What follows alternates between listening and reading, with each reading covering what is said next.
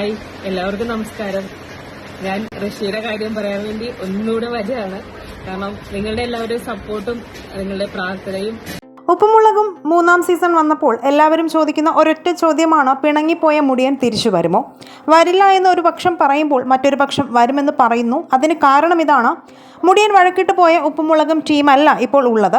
കൂടാതെ ഉപ്പുമുളകിലെ സീനിയർ താരങ്ങൾ ശ്രീകണ്ഠൻ നായരോട് പറഞ്ഞ് മുടിയനെ തിരിച്ചെടുക്കാനുള്ള കാര്യങ്ങളെല്ലാം ചെയ്തുവെന്നും കൂടാതെ മുടിയൻ അദ്ദേഹത്തോട് സംസാരിച്ചുവെന്നും പുറത്തുവരുന്ന വാർത്തകൾ.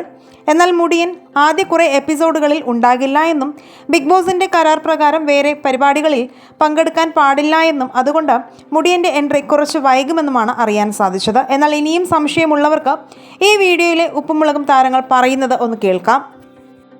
ഇപ്പം ഉപ്പുമുളകിലെ ഋഷി ഇപ്പം ബിഗ് ബോസിലേക്ക് പോയിരിക്കുകയാണ്. അപ്പം അതിന്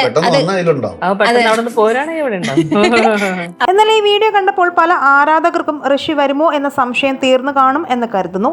ഉപ്പുമുളകിൽ നിങ്ങളുടെ ഏറ്റവും ഇഷ്ടപ്പെട്ട കഥാപാത്രം ഏതാണെന്ന് മടിക്കാതെ കമൻറ്റ് ചെയ്യുക. വീഡിയോ ലൈക്ക്, ഷെയർ ചെയ്യാനും ചാനൽ സബ്സ്ക്രൈബ് ചെയ്യാനും മറക്കല്ലേ ഫ്രണ്ട്സ്.